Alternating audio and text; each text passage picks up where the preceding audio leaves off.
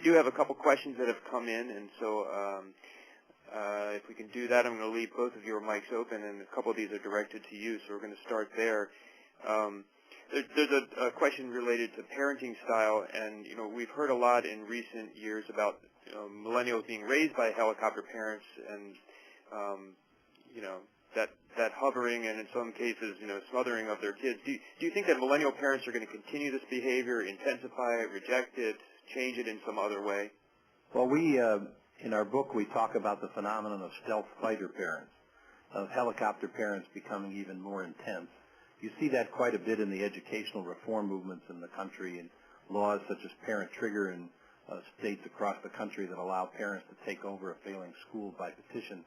The reason that you're going to see this intensify is because the nature of who is raising millennials will shift over this next decade from a predominantly boomer focus to a predominantly Gen X focus. Every generation is raised by two of the preceding generations. There's always two waves of generations, and the second wave tends to be raised by the immediately preceding generation, first wave not. And so as Gen Xers bring their bottom line, give me the results, don't talk, do kind of attitudes into this parenting experience, their desire to make sure that all this goes well for their precious millennials will intensify, and institutions, whether it's a retail store or an educational experience that are designed to help them raise their kids, had better have their results up front and be very transparent about what they're doing. Do I have time to respond? This is Mike. Yeah, please. Okay. Going further out and looking at what we might expect down the road as large numbers of millennials have their own children, if history is a guide, what happens, at least based on generational theory, is that when people will want to raise their children somewhat differently than they were raised themselves, they'll think they can do it a better way. And so if history is a guide, millennials will rear their children in somewhat the same way that the GI generation parents reared theirs, which would be less structure, less smothering, as it were, and letting the child find his or her way in the world to a greater degree, form their own values, figure out how to do things on their own. So it may well be that millennial parents will create, and likely will create, the next generation of idealist children. So the baby boomers of 40 years into the future are likely to be the result of millennial child rearing, a more value-driven, independent generation than we have been used to seeing, would have been used to seeing for quite a while. That's, of course, decades or so down the road. Right. Okay. Great. Very good. Thanks for answering that. One more that came in was, millennials. It says millennials have often described as pragmatic, and I guess the gist of the question is wondering how this sort of plays out in terms of their loyalty to brands and companies. Does it mean that they're more prone to sort of say, hey, this new solution is going to work for me better, and so I'm going to turn to that brand right away? Or is there more brand switching and that sort of thing? Do you think based on their values? Two things, and then I'm sure Mike will want to comment if this is Morley. First of all, millennials are both pragmatic and idealistic, and this is a unique paradox of their generation. If boomers were all idealism and Gen Xers were all pragmatism, millennials represent a unique combination of the two. So that causes them to want to work with brands who have a cause or purpose or meaning to their experience. And whether that's going green or some other rationale for why the company's activities will do will make the world better, all the way to the Pepsi Refresh Challenge kind of thing.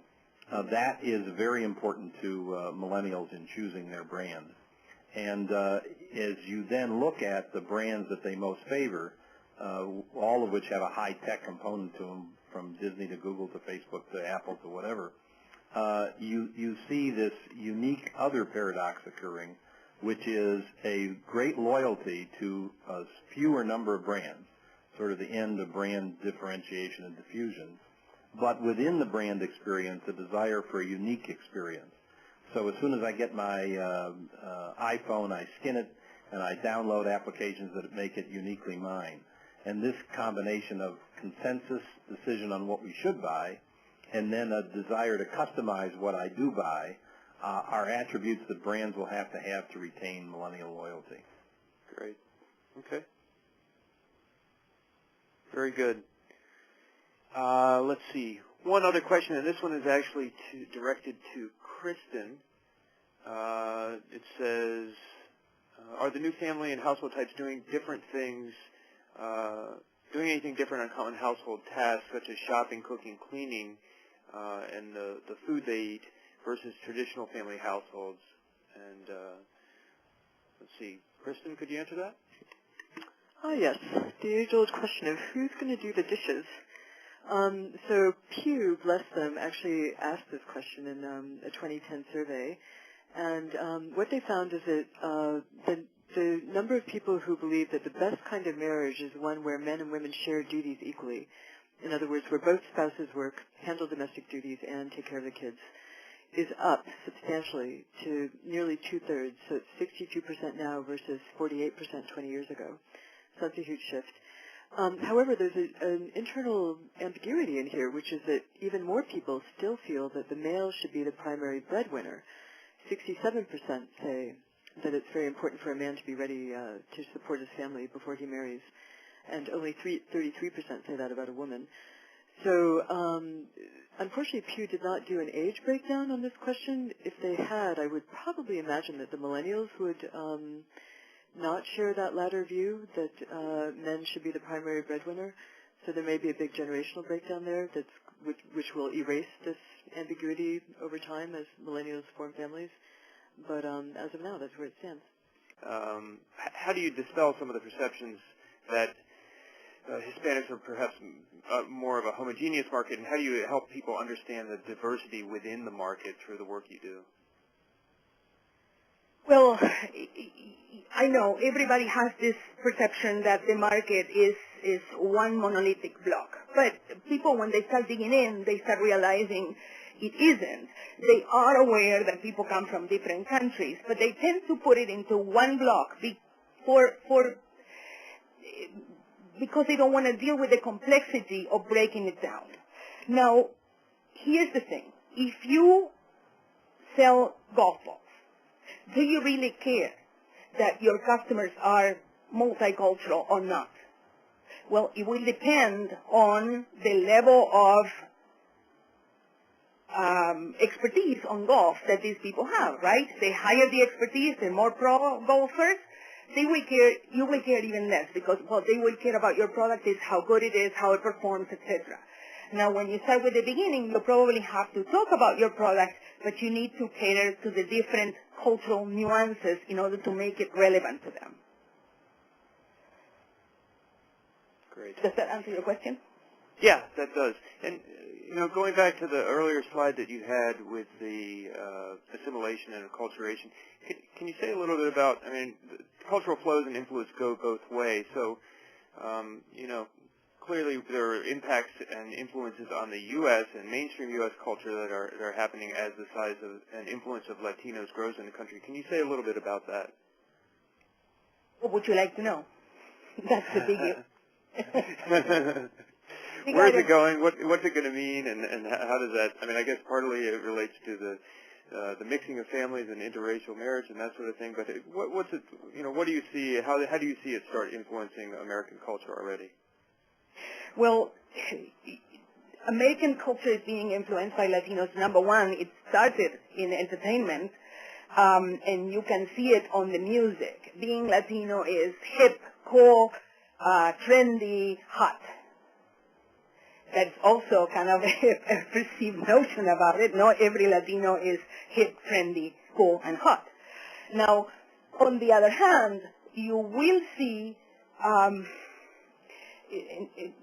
you do see the impact of the Latino culture on, this is a little bit kind of in negative. There's more of a mayhem economically and politically which used to be quite contained in Latin America and now is kind of coming to the U.S. Okay, great. And one more question for you, and then we have one queued up for Matt as well. I guess if there was just sort of one thing that attendees should take away about the future of the Hispanic market, what would you say that is? Well, first, 6 out of 10 Latinos are U.S. born. The younger the generation, the higher the percentage of Hispanics in it. And you have to understand this U.S. demographic when you develop your business strategies, your city planning, your new products, etc. Yeah. Great. Okay, Claudia, very good. Thank you so much for participating and contributing to the webinar today. I'm going to actually have a question here queued up that came in for Matt, and the question is regarding Americans and especially millennials. They seem to have one hand on electronic devices at all times, leaving only one hand free to perform tasks such as eating. What are the implications for an increasingly one-handed world? Matt, do you have a response for that? Sure, I do. It's a great question, and it's certainly true that millennials are pretty well hooked in to their technology. I think, though, I would sort of rephrase that and say, let's look at the implications of what is that heavy degree of integration into their lives. For example, I mean, they are going to have a mobile phone on them most, if not all the time, and they're going to be responsive to that. So I think that augurs for an increased importance in things such as location-based services. If they get a text or even a call from a business that's nearby that is tailored to their interests, when they are in the vicinity, I think things like that are going to become increasingly important. You've actually already seen some adaptation with companies trying to integrate themselves more with users' devices. For example, Shazam, which is a smartphone application that previously had helped users identify music, actually now has a feature where you can play it during commercials, and it will actually give feedback as well as offers or coupons that are targeted to whatever millennials or whatever consumer is using the phone is listening to at that particular time. So I think a big implication there, perhaps the largest, is this need to integrate with users and their mobile devices.